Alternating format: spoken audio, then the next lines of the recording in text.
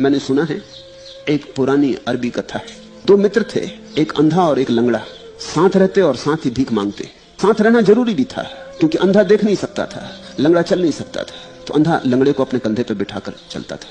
भीख अलग अलग मांगी भी नहीं जा सकती थी, साझेदारी थी। फिर जैसे सभी साझेदारों में झगड़े हो जाते, कभी कभी उनमें भी झगड़े हो जाते थे। कभी लंगड़ा ज्यादा पैसे पे कब्जा कर लेता, कभी अंधा ज्यादा पैसे पे कब्जा कर लेता।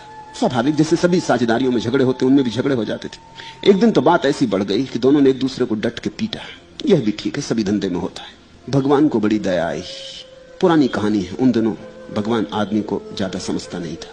भगवान ने सोचा कि अंधे को अगर आंखें और लंगड़े को अगर पांव दे दिए जाएं तो कोई एक दूसरे का आश्रित न रहेगा, एक दूसरे से मुक्त हो जाएंगे और उनके जीवन में शांति होगी। भगवान प्रकट हुआ और उसने उन दोनों से कहा कि तुम वरदान मांग लो, तुम्हें जो चाहिए हो मांग लो।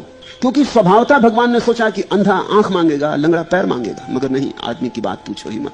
उन्होंने लंगड़े को दर्शन दिया, पूछा कि तू मांग ले, तुझे क्या मांगना है। लंगड़े ने कहा, भगवान उस अंधे को भी लंगड़ा बना दो। चौंके होंगे। फिर अंधे के सामने प्रकट हुए। अंधे ने कहा, प्रभु उस लंगड़े को अंधा बना दो। दोनों एक दूसरे को दंड देने में उत्सुक थे।